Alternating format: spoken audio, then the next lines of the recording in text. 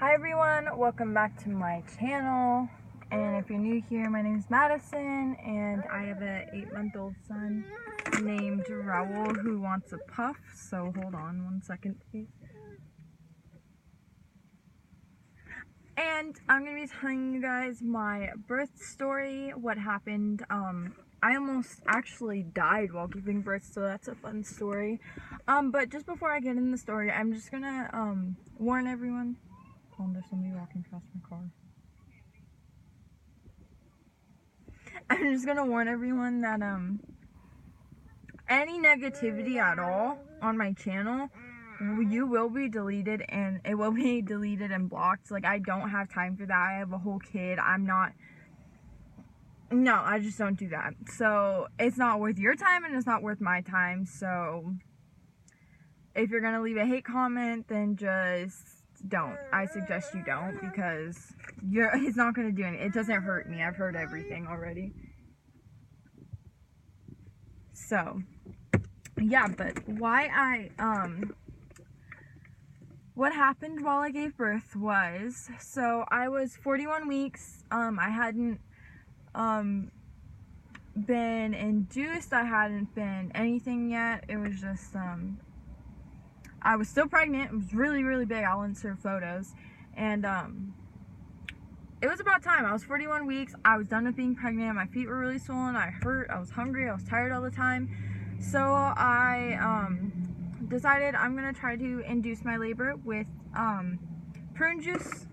So I drank like a lot of prune juice, and because prune juice is like a natural laxative, it just helps you go, and then with the laxative it's supposed to start contractions. That didn't work for me. I just shit a lot and that's it. But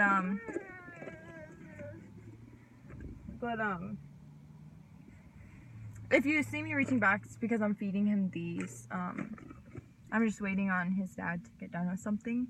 So yeah, so it was a natural laxative, and I tried it and it didn't work. So I tried everything. I tried spice food. I tried walking. I walked 2 miles, 41 weeks pregnant, and I didn't give birth. He wasn't coming. He just wasn't coming. Oh, and I'm sorry for my appearance today.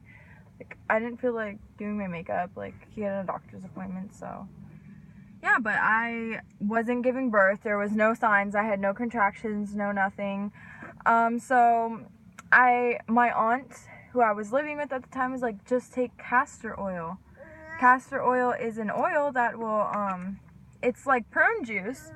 She's like, I took it with your cousins and I gave birth the same night. And I was like, okay, yeah. So my mom bought me some castor oil and I drank it, and I shit a lot again 2 days in a row. And so what happened? Okay, so that whole day I wasn't feeling good. My feet were really swollen. I didn't leave the house that day because my feet were really swollen. I was really tired. I was sleeping all day. Like, I couldn't keep my eyes open. I only got up to eat and then I went back to bed. My mom was like, you look really, really, really pale. Like, I think you should go into like labor delivery. Like, you don't look good.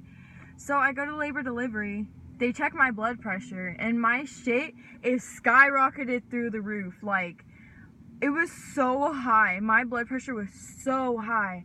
So they called in, and OB, okay, so I didn't have an OB there yet because I had just moved there, and it was like 3 hours away from where I was originally living, but I did have an appointment that Friday with that same OB who they called into the room.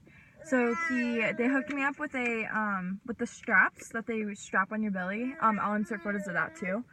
And they had my blood pressure going every 10 minutes. They were checking my blood pressure because it was that high. And I heard the doctor and the nurse that were talking. They're like, we are booked. My baby back there was the 11th boy to be born that night at that hospital. It was a really, really small town too. And that's not even counting the girls. That's 11 boys. And I'm telling you, there's one hospital, and probably, well, I gave birth in Aberdeen, Washington, and if you're from Washington, there's like a hospital in like Olympia, and that 1 second. There's a hospital in Olympia, and there's a hospital in Aberdeen, and I gave birth in Aberdeen. But anyway, so it was Martin Luther King Jr. weekend, I believe, and so they had me hooked up to all these monitors, and I overheard the nurse and the doctor talking. They were like, if her blood pressure doesn't go down in this next hour, I don't see her leaving tonight. And that's whenever I knew. I was like, I'm gonna give birth tonight. I'm so happy. Like, I'm so excited. Like, I was so happy to be giving birth that night. You guys don't even know. I was pregnant for so long. Mind you, I knew I was pregnant since I was 4 weeks along. Okay? I knew I was pregnant since I was 4 weeks along. That is like, I was waiting for this baby to come out. And he was all like, next thing you know, he checked my cervix. I was only 1 centimeter dilated at 41 weeks, which is crazy because 1 centimeter is literally a finger. And usually people at 41 weeks already had their baby. I was past term. I was past full term. And, he comes back in the room, so I tell my mom what I heard. I'm like, Mom, I'm giving birth to this baby tonight. I already know because I overheard them talking. They're talking about how they needed to make room for me because there wasn't any room for me. But if they didn't have any room for me, I was going to get induced that Friday. I gave birth to him on a I got induced on a Tuesday, and had him on a Wednesday. So, next thing you know, he comes in the room. He had just gotten done doing a C-section, and he comes in and he's in his scrubs and everything still, and he's like, or he was just going to go do one of those. He comes in and he's like, so your blood pressure's still really high, and this is a beginning sign of preeclampsia, and we are going to need you to have this baby tonight. So we were frantic. We were so happy. They're like, we're going to start you on Pitocin in an hour, and you're going to have this baby. So I called my grandpa. He came down, and my grandpa's like a really important person in my life. He's been there for me a lot in my life, so it was really important that he was there. Like, I didn't want him in the room whenever he was born, but I did want him to be there after he came out and all that. My grandpa's always just been really supportive of me and my choices, even if they're bad ones. He'll tell me that they're bad ones, but he'll still support me because there's nothing I could do to go back. And so he was so they started me on Pitocin. I ended up taking my camera just totally shut off because I needed to clear up some room. But anyway, so they start the Pitocin. My contractions end up hurting really bad, so I have to sorry if this part's rushed, but I have to rush because I don't have that much storage. So 1 second.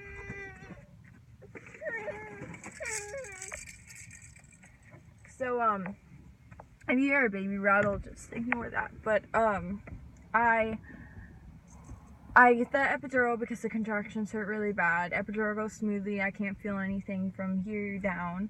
And I take a nap, and I wake up, and they're like, you're 8 centimeters dilated. And I was like, oh, shit. So, they were like, sorry, I'm in an uncomfortable position. They were like, they said, okay, so we're going to check up on you in like an hour. So they came and checked up on me in like an hour. They're like, you're 10 centimeters dilated, and you're going to start pushing soon once your doctor comes in. And I was like, okay, cool. So I pushed for 3 hours. No budging, nothing. You could see a little tip of his head come out, go like this, and then goes back in once I stop pushing. 3 hours of continuous pushing, and he didn't come out. And I was just like so done. The epidural, they turn the epidural off whenever you push, by the way. I felt every single contraction, and at this point they weren't even like contractions anymore. They were just, your stomach was just hurting all the time. They're like continuous contractions. And he was like, you can keep pushing for a little bit. I don't think your hips are spread enough, and you can keep pushing. Oh, before I started pushing, they did break my water, and that felt really, really, really weird, by the way. And Yeah, but let me get back to that. I started pushing. They were like, okay, we could see his head and everything. And I was like, okay, cool. Like, that's cool. Like, that's a good sign. And then I ended up throwing up. Like, it was so bad. I ended up throwing. I was starving too because I hadn't eaten anything. I've already been in labor for 11 hours. No, at this point, 14 hours. I had not eaten anything. I was just throwing up like pure stomach acid. It was horrible. And I could feel every single contraction. And then my biggest fear was a C-section, by the way. I did not want one. I was trying my hardest not to get a C-section. They're like, we can pull his head out with a vacuum, or you can get a C-section. But if we pull his head out with a vacuum, we're gonna have to break his shoulder. Or you can keep pushing for a little bit. And I was like, you know what? I'm gonna keep pushing for a little bit. And then, so I kept pushing, and nothing was happening. And then all of a sudden my blood pressure was still really, really high. Like, nothing, it hasn't gone down or anything. And they were like, we're gonna have to do the C-section. I was like, you know what, just give me the C-section. I don't care anymore. Get this baby out. I'm done hurting. I was so done, guys. You don't even know how done I was. I was so done. And so another thing, so his dad, Raul, gets all scrubbed up in his scrubs, looking so silly, but so cute. And they put me on the, somebody just rolled up, and you know what? I don't even care. They put me on the operating table. They had one of those big circle lights, guys, like this big ass thing. I was so terrified. Like, you guys don't even know. And they're like, we're gonna numb you. And they kept putting stuff in my epidural to try to numb me. And I wouldn't numb. I just wouldn't numb. They kept poking me. They're like, are you numb? I was like, no. They're like, are you numb? I was like, no. They're like, we're going to have to put you down. And I was having an extremely bad panic attack.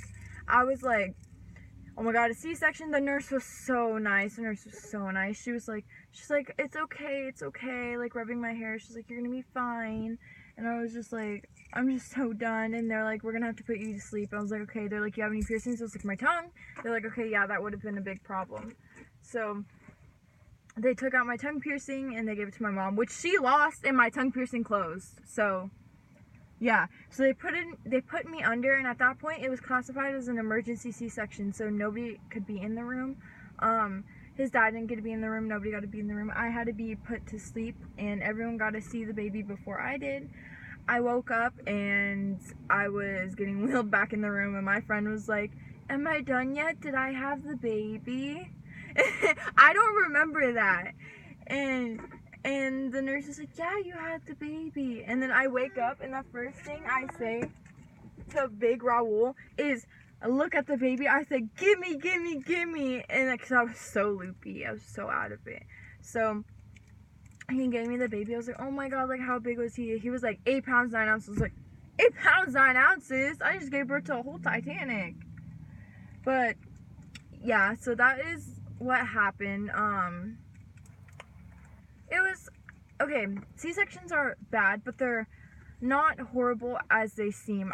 If you know that you're gonna have a C-section, if you're gonna give birth soon and you're scared that you're gonna have a C-section, do not watch YouTube videos on a C-section. I did that, and it was a really bad mistake. Do not do that. I'm telling you right now, do not do that. Okay, and sorry for my ratchet nails. Look how ratchet my nails are. This fake nail won't come off. And I don't want to go buy acetone because I get eczema on my fingers sometimes, and I feel like that's going to irritate my eczema. So I don't want to go get acetone. So I'm just stuck with these ratchet ass nails until they grow out. But I mean, that's okay. But yeah, that is what my birth story was. And yeah, I gotta go. He's being cranky. So thank you for watching my video, and subscribe if you like my channel. If you didn't, that's okay. It's whatever. But yeah, so bye.